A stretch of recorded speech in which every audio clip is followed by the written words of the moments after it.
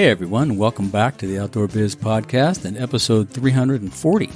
Andy Palmer from the Adventure Portal made a visit to the Eastern Sierra recently, and we wandered around the Upper Owens and East Walker rivers for about 4 days or so, creating content for NIMBL Vehicles and Slumberjack.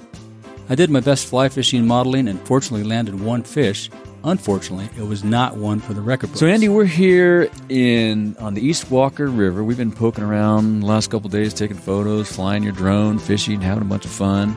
Last time you were on the show was a handful of years ago. Yeah, I think we were 2017, 2018, something like that, up in the White Mountains. I remember it pouring a rain. We were under a tarp. Thunder and lightning. Yeah. A great experience. Yeah. It was a warm day. It was super warm. It was cool. Yeah, it's pretty cool. We're up at about, 8,700 feet, I think, something like that. Yeah.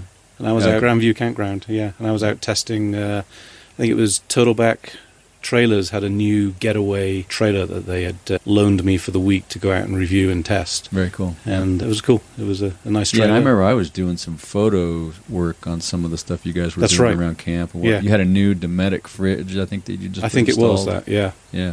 And a couple of us with us to... so the old farts weren't in the pictures. That's right. Yeah, that's right. And those kids were... I don't remember them being up late, but I remember them sleeping in late, so who knows what was going on there. They were sleeping in the back of their pickup truck looking at the stars, being romantic, I'm sure. Yeah. That was a cool spot. We had good weather that weekend, too. And then we drove all the way to the General Sherman tree and all that stuff. Remember Absolutely. that? Yeah. It was a slow-going, easy terrain, but I do remember the couple of kids that were with us were in their Tacoma, and they had street tires on them, and they were paranoid of getting a puncture because I kept wondering why they were going so slow. And then afterwards, they're like, and it's a dirt road. It's a dirt road. Pretty easy road. No big deal at all. Yeah, so right on. We would have left them anyway. So they'd have found their way home. Yeah, they would have walked. So that was a handful of years ago, and you're still doing TAP, the Adventure Portal. That's going awesome. What's changed? What's going on these days? Tell us. Interesting. Let's go a little bit from, let's say, that year for the following 3-4 years, and then we'll get up to speed on what's currently going on. I mean, that year we were probably our first year into commercializing the business. So it was very much, okay, where is this going to go? What is the marketplace going to do? People didn't really understand overlanding still. It wasn't in the vernacular. I'd even walk around SEMA show, an automotive show, and I'd walk around Outdoor Retailer, and I'd use this word overlanding, and people would look at me and just go blank. They were like, well, I have no idea what you're talking about.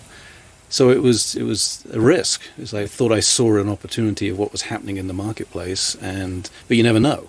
And it wasn't as connected to camping as it is today, right? No, and that's been the shift. It was still very much thought of as 4x4ing, and 4x4 in that era, had a deserved reputation of trashing the planet and drinking beer out of your Jeep and trashing ripping the trails. through the sand dunes. Yeah. And even though that still exists today, obviously, that's a category within the marketplace, but overlanding nobody knew what it was. It was just this brand new thing.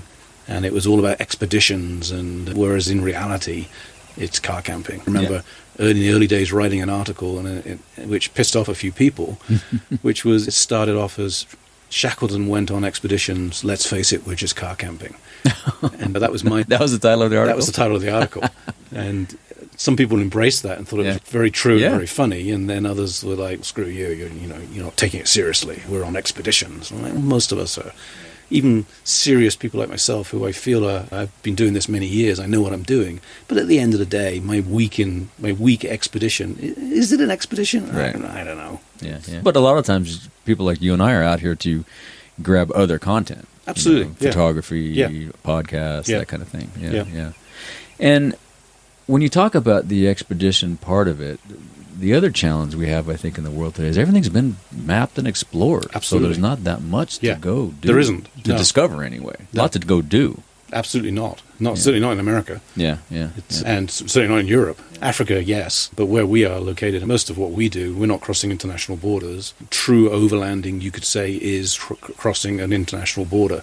We're not doing that. We are in the back country. We rarely do front country stuff. I can't remember last time I was in a campsite. So it's all back country oriented. But most of where we go is mapped. Yeah. I don't tend to use GPS that much. I've got it. I'm still old school, and I like paper maps. Yeah, same. I use both, but as I said, I'm just old school. So in the years since we talked before, in addition to the business being more directly connected to camping and more people talking about doing this and camping, calling it overland, what other shifts have happened? Certainly what I've seen happen, what I hoped would happen, has come true. So either through luck or foresight, I'm not sure. But I saw the opportunity, and I don't like necessarily calling it overlanding, and I think that it's an overused term. Overlanding to me is a very core, specific thing, and that is using your vehicle to go on a journey. And it's about the vehicle, and it's about the journey of where you go. Very few of us are actually doing that. Most of us, that's why I always frame everything as vehicle-supported adventure. And what I mean by that is that's using your vehicle. Here we are, we're fly fishing. Yep. We're on a river, we're fly fishing. Are we overlanding? No. We may call ourselves fly fishermen first with a very nicely built-up, capable rig to support our passion of fly fishing. We might be surfers going down to Baja. We'd never call ourselves an overlander. We'd call ourselves a surfer with a really built rig. So to me, the vehicle supports the adventure of what you want to do, and that could be multifaceted. It could be, as I said, it could be surfing, could be fly fishing, could be mountain biking, whatever it is. The vehicle is supporting what your pastime is. And that's where I feel that's where I wanted to go with my business, and that's where I thought the bigger market was, that confluence between where the traditional outdoor market meets the automotive 4x4 market. And there's a comfortable space in the middle where people get that. And that's a wider, bigger audience. And the overlanding term is more descriptive of the journey and would probably be better describes the equipment you take with you. Yeah, it's self-reliant travel in the backcountry. Yeah. It's different than camping. Camping is obviously very much part of it. It is more about the self-reliance of the journey of where you're going, as opposed to what you might be doing on the way. It would be not that you may do no pastimes on the way. It's all about being in the vehicle and the journey of where you're going. Yeah. So it's a nuance, and they're similar, but I always felt that's a very cool part of the marketplace, but it's a fairly small part of the marketplace. And to me, the bigger side of it was always that middle ground of where the vehicle supported everything you wanted it to be. The vehicles are still equally as built, equally as capable, and certainly could go on any of these expeditions and journeys. But the emphasis is not necessarily on the vehicle, it's on the activity and the experience of where you're going. You're camping, you're fly fishing, you're surfing, you're mountain biking. It's the fuller experience. And the self-reliance piece, too, because I think a lot of you take, when you go, every time I hear people talk about overlanding or I see you come up to go overlanding, you have all the equipment to do a self-rescue as well. Oh, whereas very people much that so. are just going camping, You don't have that at all. Yeah, you're going to take a dirt road and go fishing. If you get a flat, you're calling AAA and hoping. Yeah. If it's a bad one, exactly. Hope you can call them. Yeah, because right out here, we couldn't call them. One of the criticisms I feel of I'll just keep calling it the overland industry, is that I don't think we emphasize enough training. We sell all this equipment, and we don't tell people how to use MaxTrax. We tell them how to use a winch, which, winches are dangerous, but there's no emphasis on the training, and that's a drum that at TAP we beat heavily, is that there's no point in spending all this money to just look cool. You've got to understand, a recovery scenario, how am I going to get myself out of this situation? So there is a self-reliance portion of it. Let's come back to that in a bit. So in addition to commercializing your business, what other things have you done? Enjoy life. I've spent my career like many of us in all these super cool companies, Crank Brothers and Cedar Summit, and lived the life, but what I was realistically doing was looking at spreadsheets and sitting in meetings like any real job. Like a lot of you out there listening, we've been there. That's just life. Yeah. So for me personally, the whole thing about TAP originally was, it was a joke. It was sitting around a campfire back in Anza Borrego back in probably 2014 going, how do I make a living out of going camping? How's somebody going to pay me to go camping? And it was the joke around the campfire. And then I went home and I thought about it and go, okay, how do I do that? So that's really what's changed for me and my wife, my partner, within the business, is that we've managed to live a world where we are actually going out and doing these things and enjoying our jobs now, living the dream, so to speak, and living less of a corporate life. And you're like all the other digital nomads. You're going out, overlanding, camping, and creating digital content for various forms of publication. Absolutely. And what are those forms you're publishing through? Yeah, our platform is basically, we have a website which is very gear-oriented, and that would be featured gear where we do a feature on a product that was sent to us, and it would be TAP trail tested, where we go and use the product and we give our viewpoint on that product. And then there's the typical press releases. We do a lot of resource guides. So if you wanted to buy a rooftop tent, we would be a platform that you'd go to, and there would be a buyer's guide of basically every rooftop tent on the marketplace. We have something called the Ultimate Guide to Overlanding and Vehicle Supported Adventure, where there must be 30 categories and over 150 brands, all dating myself. It's the yellow pages of Overland. You want to find out anything about overlanding or vehicle supported adventure, you can dive into this resource guide and at least have the channel your internet search to various brands. So that's what the website provides. It's a resource to the readership. That's all gear oriented and training and trail write-ups, where advising people where they can go, certainly within California. The other, what I find for me personally, the more interesting side of my business is the new digital magazine that we've launched, which is all. You recently launched that, yeah, right? It launched. First issue was in May, and it's as I said, digital. It's not print. It's a flip book platform, and that's all about the inspiration and where you use this gear. So it's very trip oriented, and that's trips that we take with our own vehicles or with other people's vehicles that they sponsor the trip and provide, much like this one that we're on now. Or it could be a brand's influencers who happen to be good photographers, writers. They would provide that trip, but it's a very inspirational, photogenic. There's not much verbiage, maybe 500 words of verbiage within a trip, and 14 pages of spreads of beautiful photography to inspire the reader to actually get out there. And is 90% of the content and photography yours? 100%? Of that magazine, probably, at the moment, probably about 60% of it. Okay. That as the magazine grows, that will probably become less. Gotcha. But so you use other people's stuff too? Absolutely. Yeah, awesome. But it has to be very high quality, because, as I said, it's a visual experience. It's beautiful. I've seen it. It's beautiful. It's one of the things, there are a lot of influence out there. One of the things that's just the difficult conversation to have is, are you good at photography? You may be a good writer, see their work, but it can't be iPhone photographs. Yeah. Like anything, you got to see and hear. And you do. All that it's stuff. A creative endeavor for sure. Yeah. So what have you seen in the gear realm that's new in the last handful of years? What have people focused on? Is it all categories, all products, or is there something to be honest, specific? it's all. I would say everything. Yeah. In the overland market, what I've seen in the last few years is a proliferation of bigger rigs. Now that's very southwest oriented. If you go onto the east coast, where you're in trees more, very few people use V8s. Like the trees we were dodging with this rig exactly. yesterday? Yeah. We have a lot of wide open space here, so I've seen a lot of very big rigs like this one. We're on this trip now sponsored by NIMBL Vehicles, which is a big expedition vehicle. It's on a platform of a Ford F550 with 43-inch tires. It's a big rig. And then when you raise the camper shell top up, it's a beautiful rig. It's the sort of thing that you look at and you go, I could travel around the world with this thing. And it's a beautiful camper. Until flat. Yeah.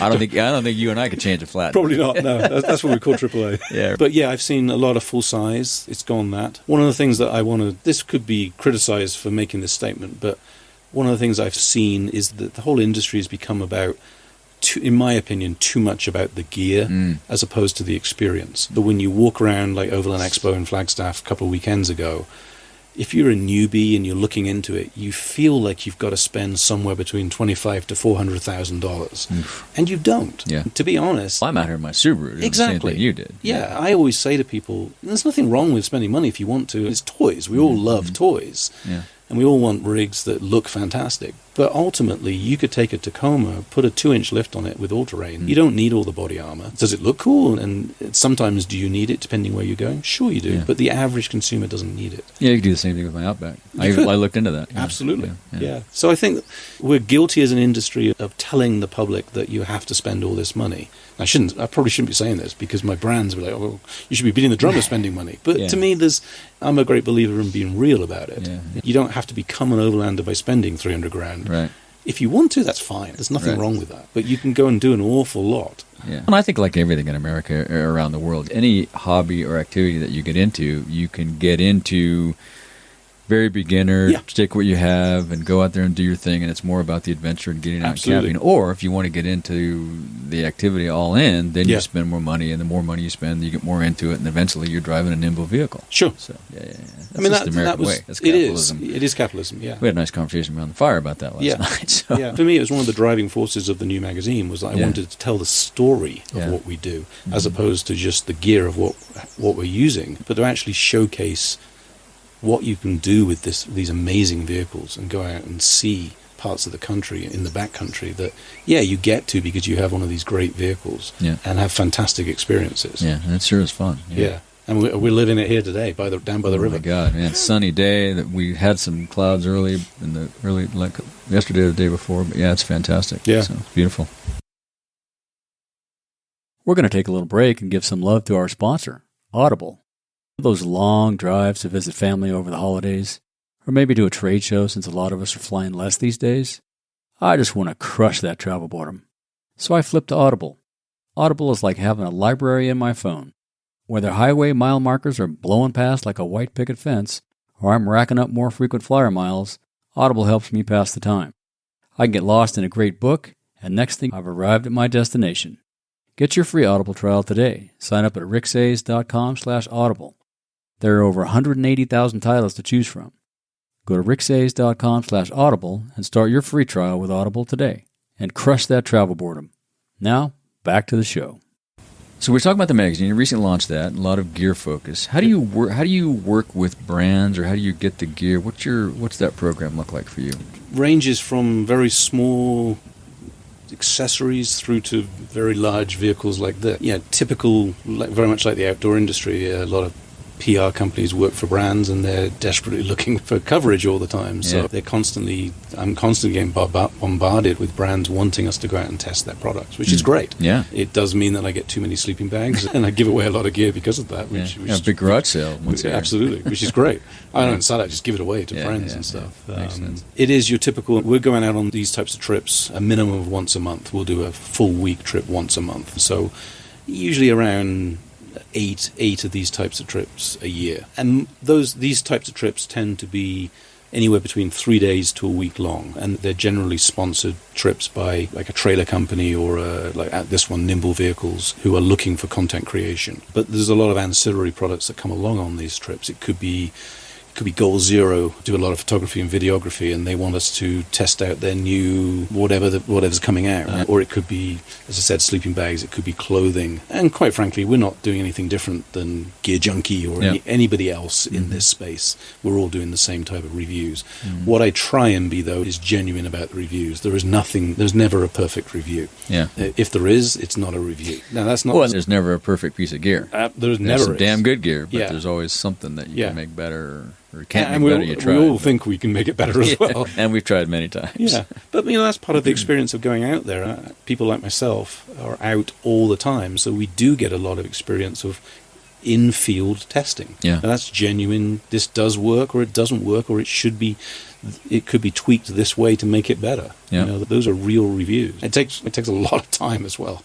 And do you try to mix up the gear? Obviously, you try to make the gear fit the trip, but you also you're not going to do two versions of a tent on a trip, or two tent brands on a trip. No, the overall business premise is that we're not specific to any brand. So over a year period, it could be 12 different sleeping bags, or it could be 12 different vehicles. But per the trip, there's no crossover within categories. Absolutely. And so you sit down you figure out which brands are going to go on this trip. You sit down with them, and do you get a shot list kind of thing with them? Do you work that out, or do you send them your list? It depends on the brand. I've had brands go, here's the stuff, go get it. Go get, be creative. And I'm like, well, what does that mean? I don't know what... Okay.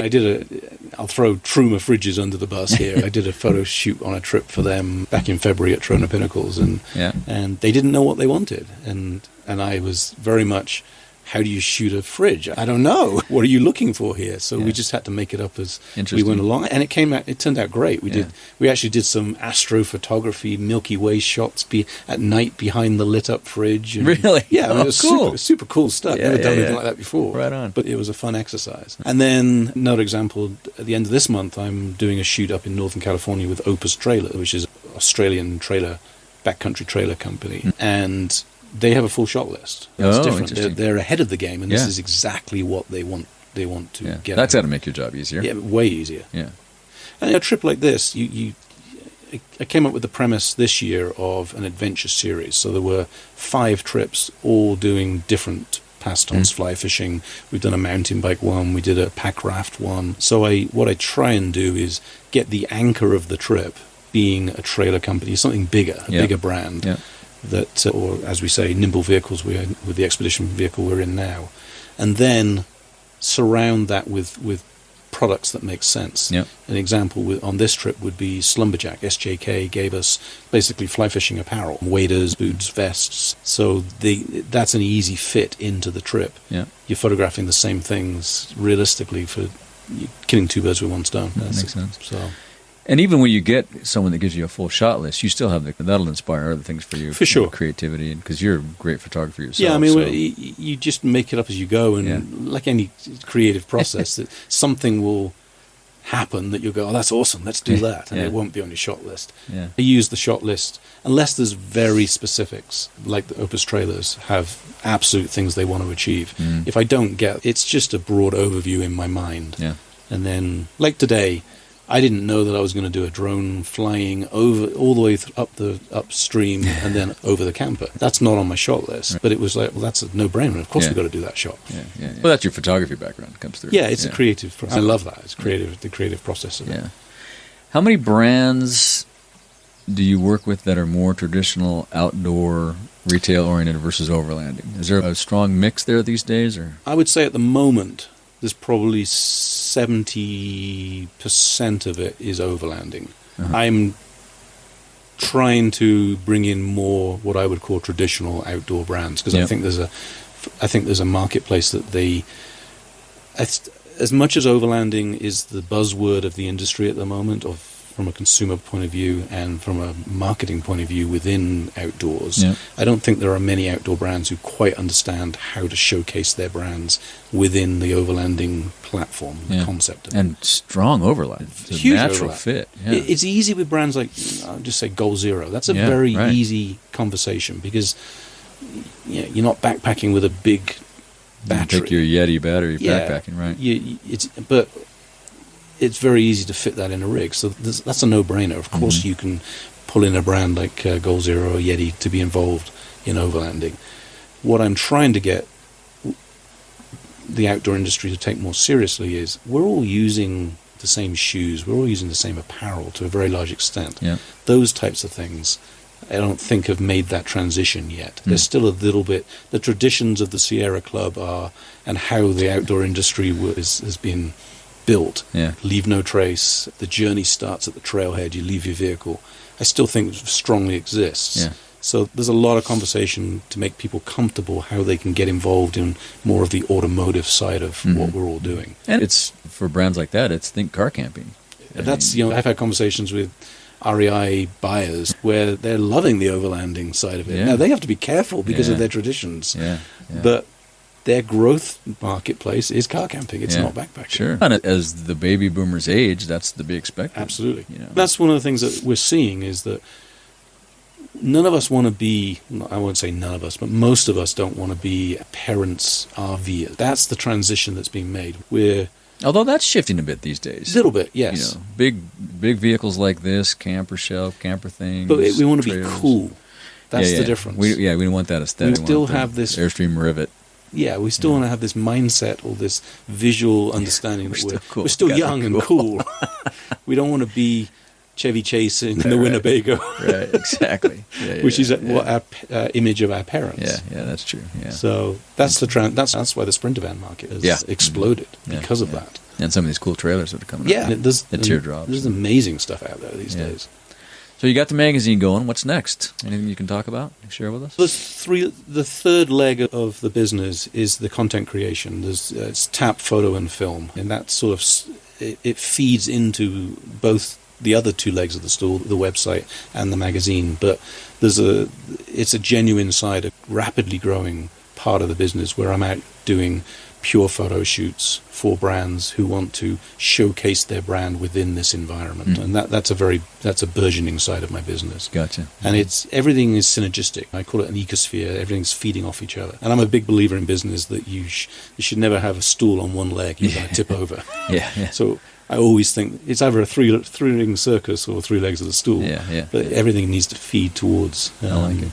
So that's good for me because my passion is videography and photography, so it works well. And then you can use that content in other places Absolutely. for your own business. Yeah. Makes sense.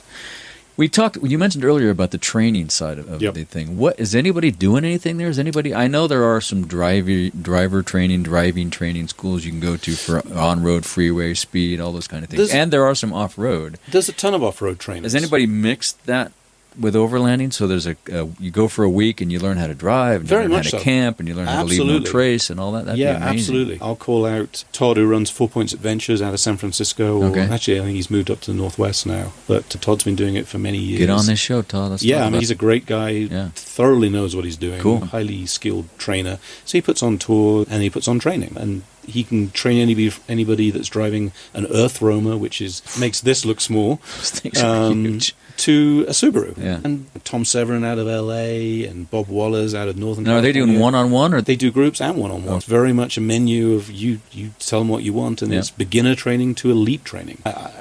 My wife and I, we don't do any of the training articles because I feel we're very skilled, but we're not qualified trainers. So I always rely on people like a Todd or a Tom to write articles for me because I want the experts to write them. Yeah, that's like what we're doing here. I fly fish, but I couldn't be a guide. Yeah. But I'm happy to play the model, and not that we caught one fish, but so far. Still early. Well, that's good to know. That's got to be something that's growing too, I would think. It is growing. You buy a big rig like this, you want to learn how to take care of it. I mean, I'll tell you a story of last year. I was out at Alstrom Point, overlooking Lake Powell. So it's an easy dirt road out there until the last mile, which is where you are engaging 4x4, and it would freak out a newbie. But it really is relatively easy, but it definitely would freak out a newbie. So we get out there, and I meet this couple, and they're the typical retiree, mid-60s couple, and they're in their fully built, beautiful $200,000 Sprinter van with every piece of equipment you could think of on it. It's got its winch, it's got its max tracks, it's got its InReach, it's got everything. And I get into a nice conversation with the guys, husband and wife team, and I say to the lady, "So do you drive the vehicle?" "Oh, no, I'm not going to." And I was like, can I just, with respect, what happens, you're in your mid-60s here, what happens if your husband, something goes wrong? You've got to be able to drive your way out of it. And I was very much trying to encourage them to take a class together and have fun with it. And then I asked the gentleman, and I was like, "So what happens when you burst a tire?" He's like, "Put my InReach on." I'm like, "No, God, no, please don't do that." You're going to get fined for that. That's not what an InReach is for. But that is the criticism I have of us as an industry, is that we're not promoting the training, and not only training of the vehicle, but tread lightly and leave no trace, and all the things that are incredibly important as this industry flourishes and grows in the backcountry. We've got to know how to use the vehicles, not just buy the toys. And we've got to have this mindset of protection and don't leave the trail. I know it's called off-roading, but you're still on a trail. You're making trail. And that's a popular misnomer that we're out. You are if you're rock crawling. And like these roads, they're very flat, very easy, graded dirt roads. It's not even... It's the dirt road is what it is. It is. It's a road. It's a good road, And that's what most people are on, frankly. Exactly. But I'm a huge advocate of, I'll beat the drum of tread lightly. It's the organization that takes on the automotive side of trail protection and leave no trace. Oh, cool. That's great. It's Matt Caldwell is the executive director there and is doing a great job. Awesome. We'll have to have him on the show. It's super important. Let's talk about trade shows for a minute. So we sat around the campfire talking about the Outdoor Retailer and that trade show and Big Gear Show and Grassroots Connect and all that trade show and the activity going on around the morphing of the outdoor industry trade shows. What's going on? I know there's a couple of really good east-west overland shows. There's no trade show within this marketplace as of the moment. No national trade show? It's all consumer shows. Oh, okay. There's no trade. There's no trade. There's no organization. There's no OIA type. It's ripe for it, and I believe when you have fast-growing, burgeoning category like this, it's not about controlling the masses around it. It's about putting in the things that make it go in the right direction, that we're all comfortable doing the right thing. I believe in that. But no trade show exists. It's all consumer. Overland Expo is the main one. There's 4 of those shows. One on the East Coast. There's Flagstaff, which just happened. There's a new one in Bend, and there's a new one last year in Loveland. And those shows the Flagstaff one 2 weeks ago had 28,000 consumers there. Wow. So it's a robust consumer show. Yeah. But we're all doing trade at that consumer show, which is difficult. Yeah, that's interesting. And so you mentioned there is no OIA version. Is there? No. Is that what's going to... You said there's something on the cusp. Is that what's on the cusp, or just the trade show where a bunch of people are going to get together and put on a show for the trade? I don't know if that's going to... The main automotive trade show is SEMA in Vegas in early November. Now, there's a becoming a very significant part of that show, overlanding section That's of that show. That's what I was going to ask. So the automotive group is picking up on overlanding. That's a segment. Yeah, 4 years ago, I remember walking around SEMA and using this word overlanding, and people were, again, blank stares. No idea what to do with it. Because podcasting. What? Yeah, exactly. Not quite. I'll take that back. So that's growing. So you could say that really that is the trade show for the industry at the moment. Yeah. So we're here on the East Walker River. Had a great couple of weeks. What's your next adventure? Where are you going next time? Other than get the vehicle back to Colfax and get home. In 2 weeks' time, I'm up into the Lost Sierra for 3 days doing a photo shoot with Opus Campers. And then where exactly is the Lost Sierra for folks that might not know? Like Sierraville area. Okay. So I won't give any specifics because I don't want people to know where I'm going. Thank you. Yeah. But it's northern Tahoe, basically. Gotcha. So beautiful area. And then July, probably somewhere up in Sierra on the eastern side. It could be Kennedy Meadows, it could be Coyote Flats area. That might happen. Okay. Then August, we're looking at a San Juan down in Durango area, Alpine Loop, that sort of area. Awesome. And then there's just multiple ones throughout the year. We've got the big one we're doing in December is El Camino del Diablo Trail, which is 120 miles across southern Arizona to the New Mexican border, basically on the Mexican border. Anything in the east? I've got nothing planned in the east. The only time I'm going to be out in the east is next year for More Expo in April. It will be the first time that I've ventured east. Yeah. Love to explore more there because there's a ton of places to go. Yeah. And there's quite a big community out there. Yeah. It's just a long way. Yeah, it is. Yeah. to drive. It's a big country. It's a big country. That's right. Yeah. And as we wrap up here, is there anything else you'd like to say to our listeners or ask of our audience? Tread lightly. Yeah, nice. Second time I brought it up, but I'm a big believer in that. Me too. Please take a look at our website, and there's tons of resources there for people. It's all free. It's just to help you understand the marketplace. And certainly, please take a look at the new magazine. Yeah, cool. Hope you like it. You can find it all at theadventureportal.com. Theadventureportal.com. Awesome. Yeah. Thanks, Andy. It's been great catching up, and I look forward to the rest of our day. Sounds great. All right, Thanks, see you. Rick. Thanks. Bye. Thank you for joining us on another episode of the Outdoor Biz Podcast. Be sure to visit our website, theoutdoorbizpodcast.com, where you'll find show notes with links to everything we talked about and more. Subscribe wherever you get your podcasts so you don't miss a single episode. And while you're at it, if you found value in this show, we'd appreciate a rating on iTunes. Or spread the word and tell a friend about the show. That would really help us out too.